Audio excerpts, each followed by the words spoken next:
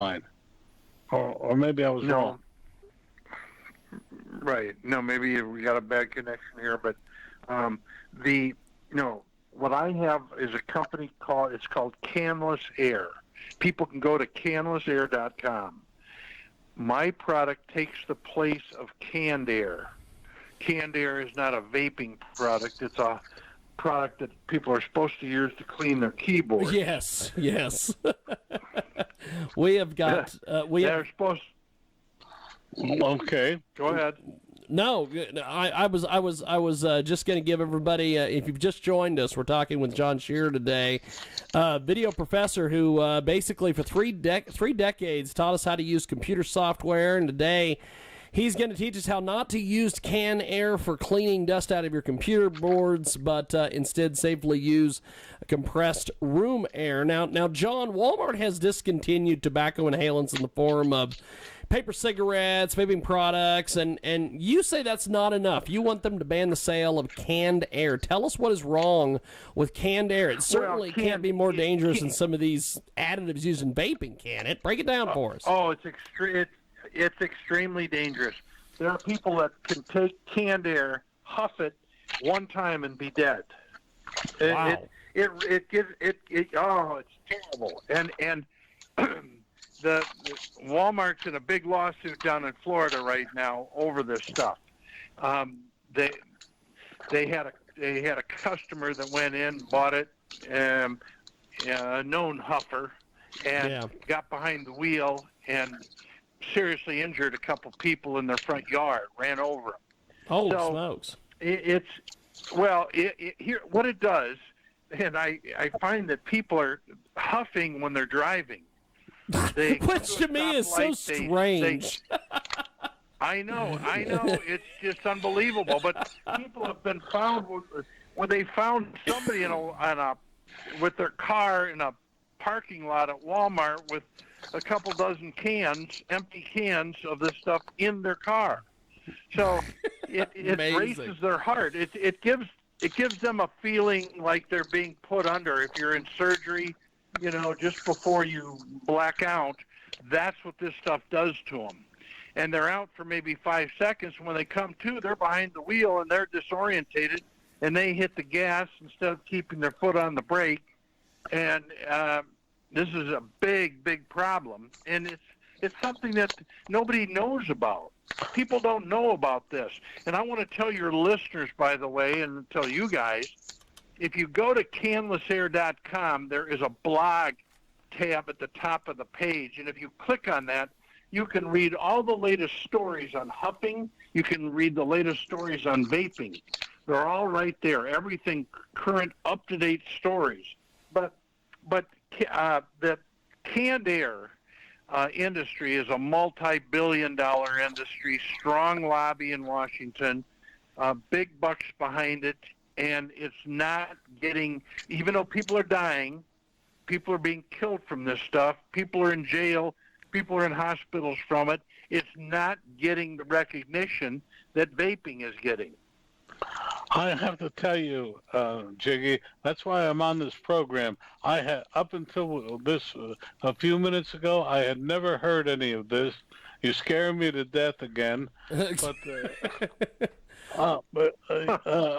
Please, I'm being very serious. I'm a pretty good reporter, but I have never heard of any of this, and I'll take your word on it. But how could such an industry grow up and be a billion-dollar industry, and we're not hearing about it? That to me would be the question.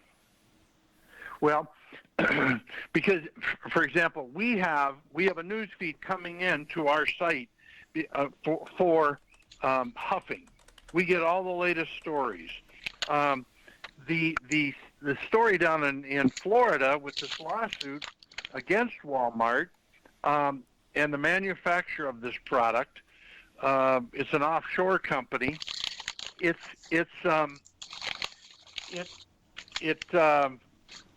a dangerous product. The can, if you've ever, I don't know if you have one in your studio, but the can has more warnings on it than good stuff. Oh yeah, this is insane to me that this product is out there. I never clean my keyboard or do anything like that. Now I'm sure glad I don't. Oh no, be glad you don't. It warns you on the can of canned air, don't use it on a paper shredder because it can explode. Oh my God! It can blow up in your car. The chemicals, if they heat up, they can blow up. Oh, if you guys, if you go to canlessair.com and hit that blog tab, you're going to read stories that you won't believe. They're unbelievable. You can read all about the huffing problem. But what gets me is people knowing all of this still do it. It always surprises me. People know opioids are bad for you. Cocaine's bad for you, and they still do it. That's the part that always still do it. Yes, that's the part that always surprises me, and I've never understood. How can you put poison in your arm? But these chemicals are addictive. The vaping has nicotine. That's addictive. The canned air has diofluorothane, and that's addictive. They say that stuff is almost as addictive as heroin. So you say, why do they do it? Well, when they try it one time, they're hooked.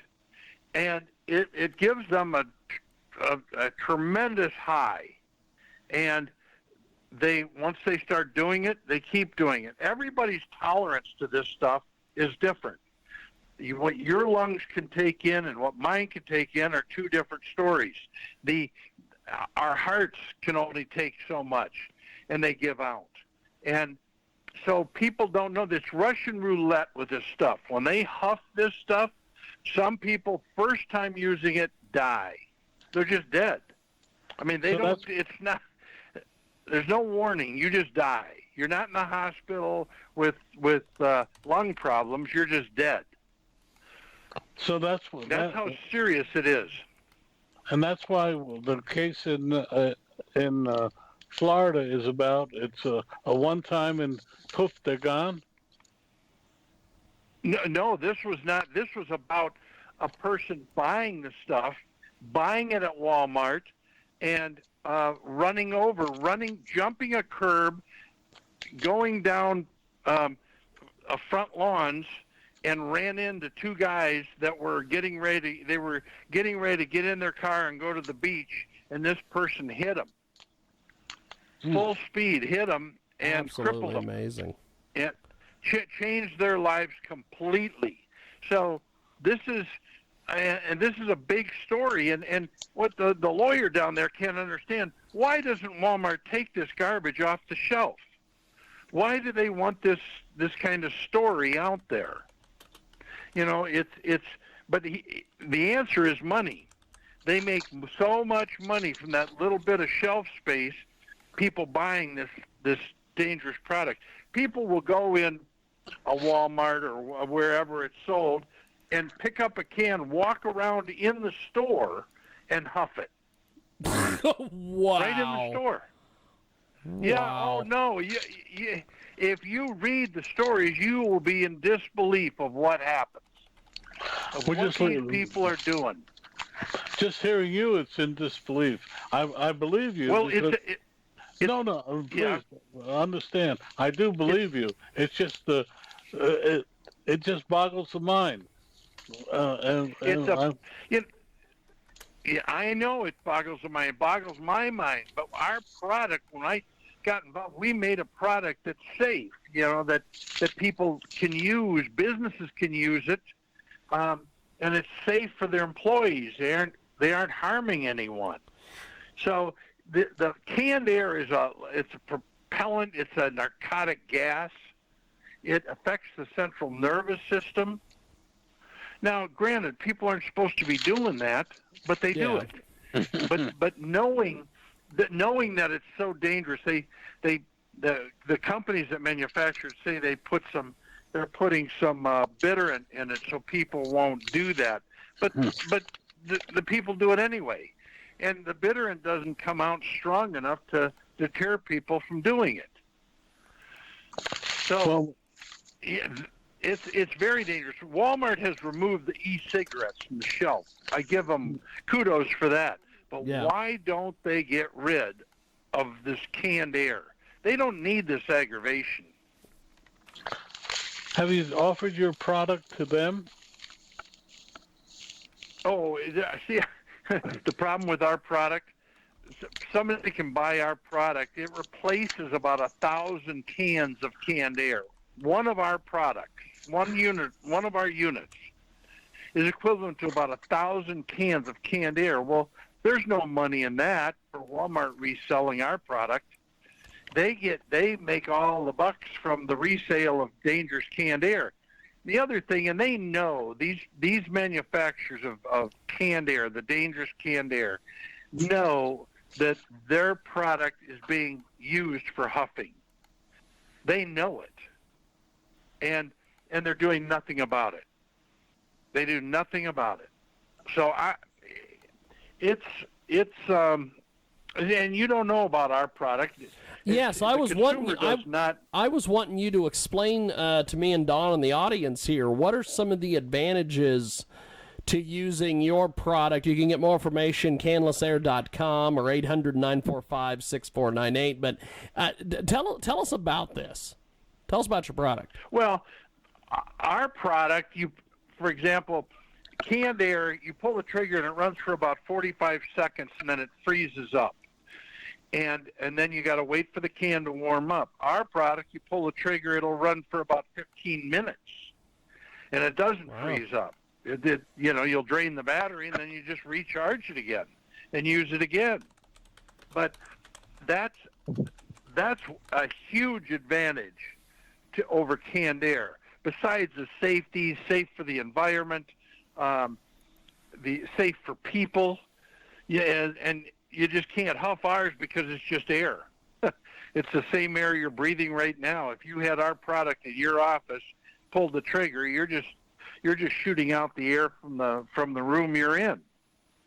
So until people really are aware, and I hate to say this, but until an elected official's son or daughter huffs and dies, our product isn't going to get the recognition, nor is the danger of canned air going to get the publicity until something seriously happens. Look at vaping. They had to have, now there's 12 people dead from e-cigarettes. Now there's almost 400 people hospitalized. It's taken those kind of stories for people to go, wait a minute, what's this vaping stuff? What's going on here? And for the FDA to catch up. The FDA said yesterday they were behind the times with this vaping thing, and now they're catching up. Well, good for them. But when it comes to huffing, guys, the people don't know about it. Your listeners don't know about this. Do themselves a favor and go to canlessair.com and go to our blog post, and they will see all the stories. If they spend 10 minutes there, they're going to see how bad this stuff is. They shouldn't be buying canned air. Nobody should. Absolutely amazing. I'll tell you. Yeah, go ahead. Go ahead, John. Let me tell you this. A guy took a can of this is a true story. A guy took a can of canned air, and he blew out the inside of his truck with it. He blew the dust off the dash. Oh, He yeah. did all that. Yeah. Blew the crumbs onto the console. Did all that. Went in the house. Did something in the house. 15 minutes later, he comes out, gets in his truck, and lights a cigarette. Oh, no. It blew the doors off of his truck. There's a picture of it on our website. So these are true stories. That's how dangerous this stuff is. Absolutely. That's how dangerous it is. Amazing. Did he survive? Yeah, No, I don't know what. That's a good question. I don't know what happened to him. We've got the picture of his truck on our site. I think he did survive. I think when you see his truck, you'll wonder how he did. But You know, you Wow. wonder how he did survive. So, it's a very, very dangerous product, and it's, you know, it's under a whole bunch of different names. There's all kinds of different names, but it's the same junk. Some companies make it and it's private labeled. It may be under a Walmart name. It may be under a Walgreens or a Staples product. They have all kinds of different names for these air. They're called dusters, I guess. Yeah. I call it canned air. It's not air. It's just dangerous chemicals. There's all kinds of bad chemicals in. But back to our product. Our product Yeah. can be used around the house. It can be used for dusting, for cleaning fans, ceiling fans, window blinds. You can clean plants with it. You clean electronics with it. Clean out the inside of your computer. Clean out your keyboard. Clean anything you want to clean. It's great for in workshops, you know, for cleaning, you know, around in the garage. Anything you need to clean off, it does it. So it's got many, many uses. It's not, people, when it comes to canned air, people think of that as a clean my keyboard product. Ours can be used for anything. You can blow up a raft for the swimming pool. You can do all kinds of stuff with it. So, and we have all kinds of, there's different models. There's about 4 or 5 different models. People can see it, and they can see how it works on our site. And they can read about why we're around, comparing our product to dangerous canned air. Now, John, going from all your work with Video Professor and everything, how did you go from Right. Video Professor to this new project you've got? To this, a guy approached me. I was out on Video Professor. A guy approached me about this. He showed me the dangers of it. He showed me there's no alternative to canned air, and I got involved and developed the product. Wow. Came up with, I just did it from scratch, and here we are. Fantastic. But there's just a tremendous need for our product. Corporations have a responsibility to keep their employees safe. They shouldn't have canned air around. Yeah. It shouldn't be there.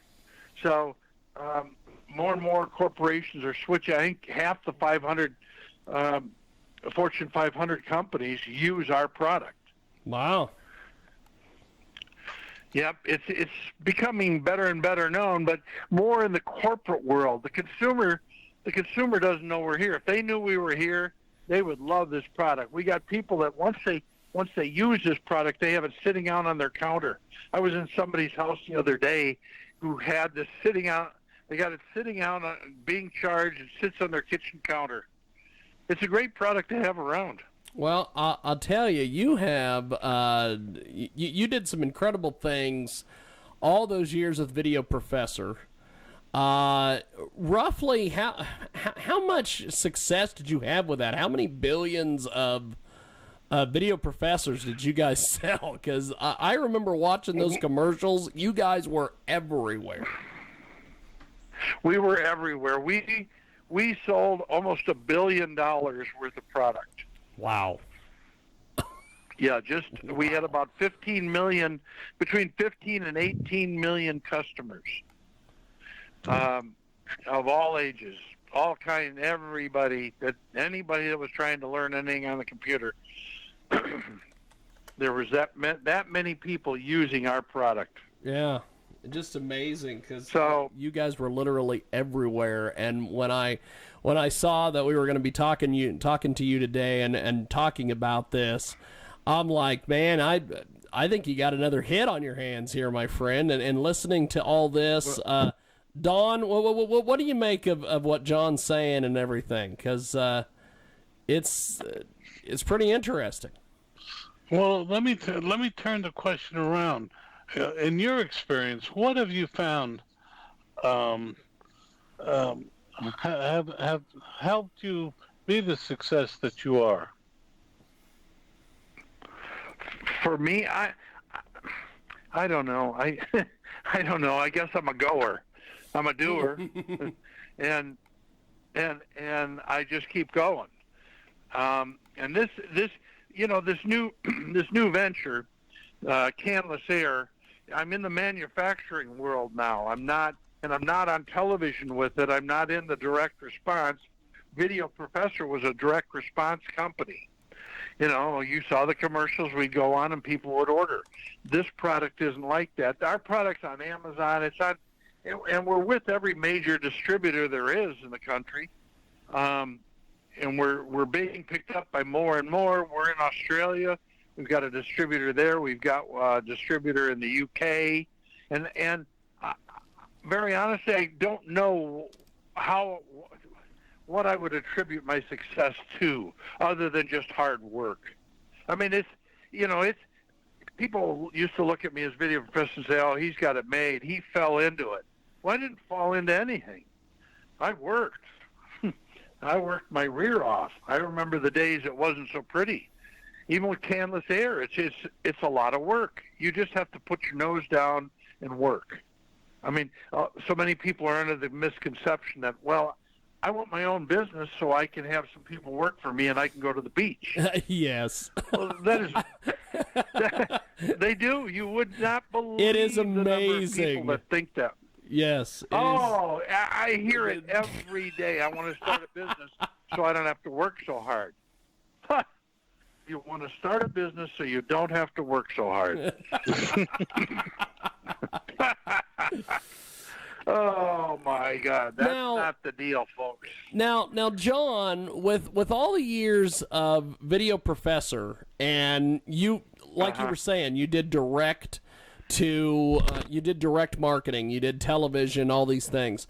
How do you think that now with the internet and all these other things, how would someone get their message out like this? Is it different than it was back in the day with streaming sites and all these things?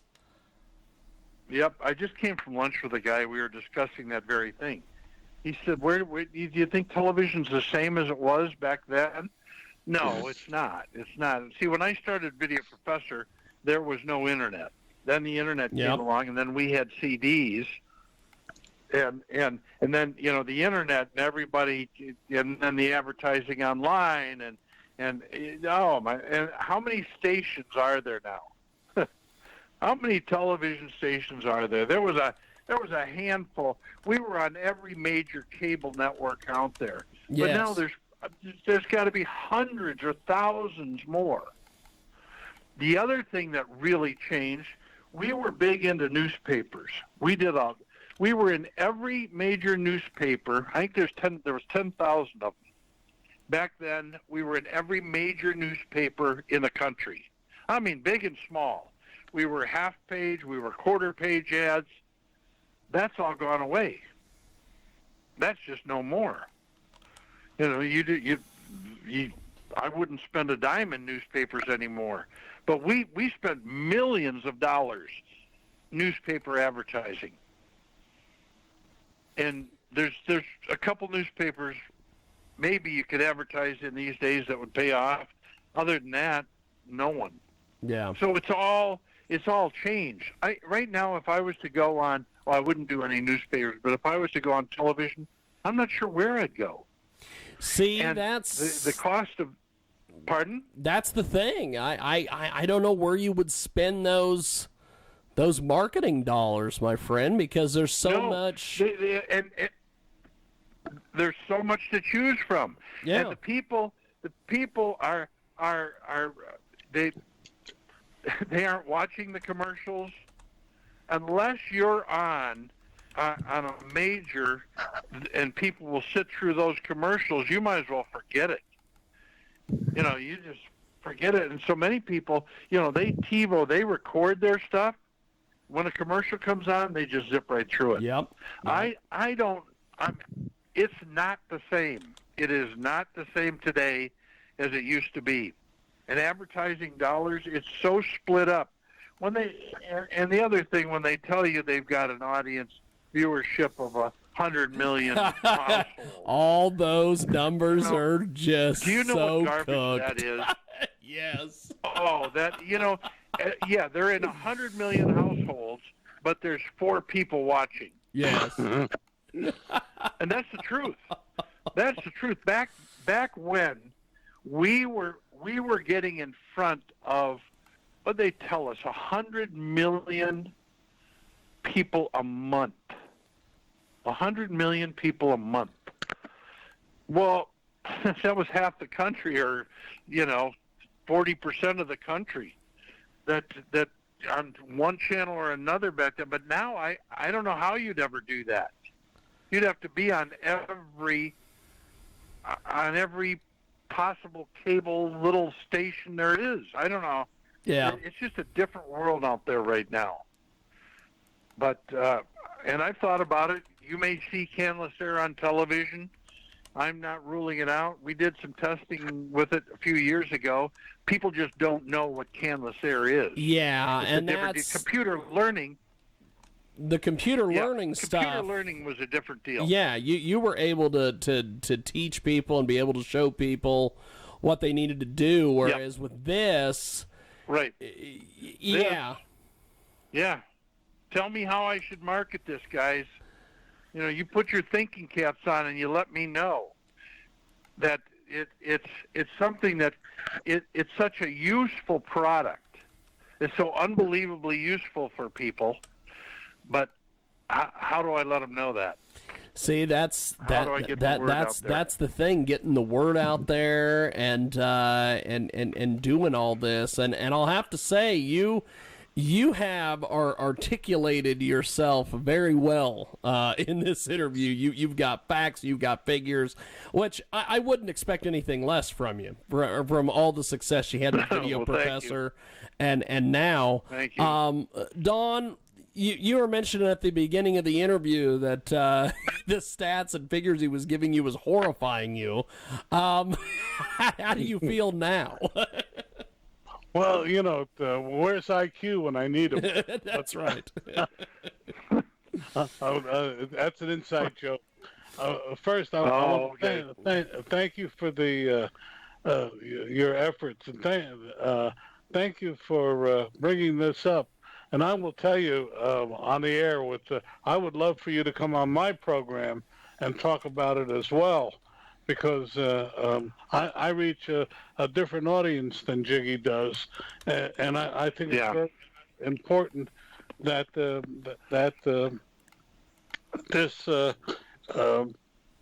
again we do this. Well, you should get a hold of me then. Yes, I will make sure Don has your number, John, so he can please get in touch with you. No, John, please. No, because again, we go through life and we never realize some of the dangers that we face every day that we just don't know about until someone like yourself makes us aware of them. I've never used one of these cans. Right. And don't ever use one. And given my habits, I'm sure I would have blown myself up at some point. Yep. It's easy to do with the stuff. Yes. It's easy to do. But can I just jump in here? And I realized where I do see it, and where someone did give me a can, but I never bring it home, is with my hearing aid. They have they use the air from my hearing aid to clean the hearing aid. Oh, to clean it. Yeah, sure. And you're telling me that that's dangerous as well? Oh, the product is very dangerous. Yes, it's flammable. It's flammable. If you went in a store, just sometime when you're in a store, at Walgreens may sell it, Staples, Home Depot, just pick up a can and read what it says on it, or go to our site. We have a comparison of our product and canned air. It'll tell you all the bad things about canned air on our site. You can go there and just read it. Well, it truly is dangerous, guys. It's not I'm not making up stories. As I'm sitting here talking to you, I'm reading this lawsuit down in Florida, and it's just a terrible, terrible thing. So you can have me on anytime. Please do. Give him my phone number. We definitely will. I've got your email, John. I'm going to be in touch with you, and because I've got some folks I want to turn you on to who might be able to help you get the word out about your project here, my friend. I'd love that. I would truly love that. It was truly an honor and a privilege today. If you want to go off the air and talk, let me give you my number. Actually, I forwarded your number over to Don. He's got that. I just sent it to him on email. You will hear from me next week. So you got my direct number? Yes. Oh, the one you just called me on. Good. I've got it. You got it, my friend. And call me. You're dialed in. I will be in touch, John. It was an honor and a privilege. I appreciate it, my friend. I appreciate it, guys. Both of you. You have a good rest of the day. Okay? Definitely. We're going to take a quick break here, and we'll be back with more on the other side. It was an honor and a privilege today to talk to the fantastic video professor, and we've got more coming up on the other side. 50 and considering buying an annuity in the next 60 days, I have some important news for you. Don't buy an annuity until you understand